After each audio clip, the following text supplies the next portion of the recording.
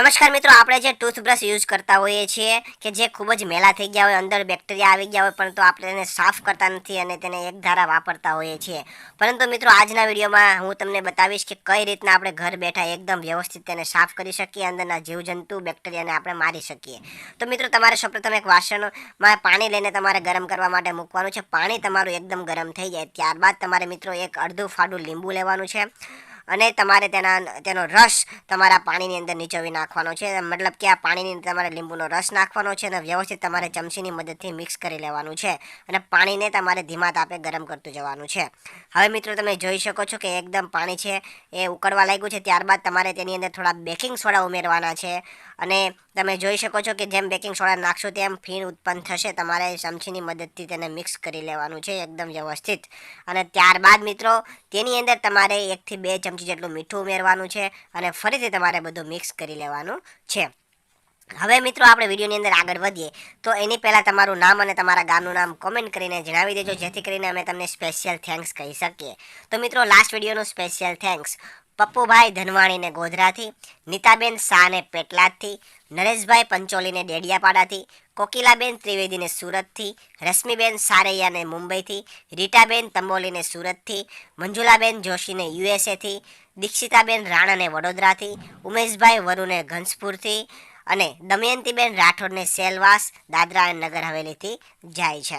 તો મિત્રો, હવે તમે જોઈ શકો છો આ બધું છે એકદમ વ્યવસ્થિત મિક્સ થઈ ગયું છે. ધીમા તાપે આપણે બધું કરવાનું છે. ને ત્યારબાદ મિત્રો, જે ટૂથબ્રશ હોય જૂના અથવા જે આપણે વાપરતા હોય, જેને આપણે સાફ કરવા છે, તે તમારે તેની અંદર ઉમેરી દેવાના છે. આ ઉપરાંત બીજા પણ તમારી પાસે ડાયના બ્રશ હોય અથવા અન્ય બ્રશ હોય જે તમે વપરાશમાં લેતા હોય, એ પણ તમે તેની અંદર ઉમેરી શકો છો. તો તમે જોઈ શકો છો વ્યવસ્થિત તમારે આ પાણીની અંદર ડુબાડી દેવાના છે. જે બ્રશ હોય પીછીવાળો ભાગ એ તમારે પાણીમાં ડુબાડી દેવાનો છે. ત્યારબાદ ચમચીની મદદથી તેના ઉપર તમારે પાણી નાખતું જવાનું છે. તમારે 5 થી 10 મિનિટ સુધી તમારે એકદમ આ બ્રશને તમારે પાણીની અંદર ડુબાડી રાખવાના છે.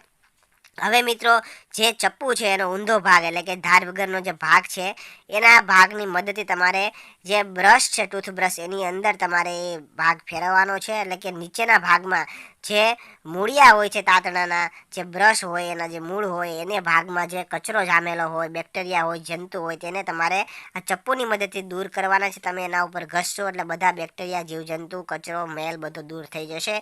તમારું જે બ્રશ છે એકદમ વ્યવસ્થિત સ્વચ્છ અને સાફ બેક્ટેરિયા રહિત થઈ જશે. આવી રીતના મિત્રો તમે વ્યવસ્થિત તમારા ટૂથબ્રશ છે, બીજા કોઈ અન્ય બ્રશ હોય તેને તમે સાફ કરી શકો છો. અને એકદમ મિત્રો, જેની અંદર આપણે લીંબુ નાખેલું છે, બેકિંગ સોડા છે, મીઠું છે અને ગરમ પાણી છે, જેના કારણે બધા બેક્ટેરિયા, જીવજંતુ બધા મરી જશે. તમારું ટૂથબ્રશ એકદમ વ્યવસ્થિત સાફ થઈ જશે. તો મિત્રો, તમે ઘરે એકવાર અવશ્ય ટ્રાય કરજો અને જે પણ આપણે બ્રશ વાપરતા હોય તેને સમયાંતરે તમારે આવી રીતના સાફ કરતા રહેવા જોઈએ, જેથી કરીને કોઈ પણ પ્રકારના બીજા અન્ય મોઢાને લગતા રોગો ના થાય. તો મિત્રો, તમને વિડીયો પસંદ આવ્યો હોય તો વિડીયોને લાઇક કરજો, શેર કરજો અને આવા જ નવા વિડીયો જોવા માટે આપણા ફેસબુક પેજને ફોલો કરી દેજો અને યુટ્યુબ ચેનલને પણ સબસ્ક્રાઈબ કરી દેજો. ધન્યવાદ.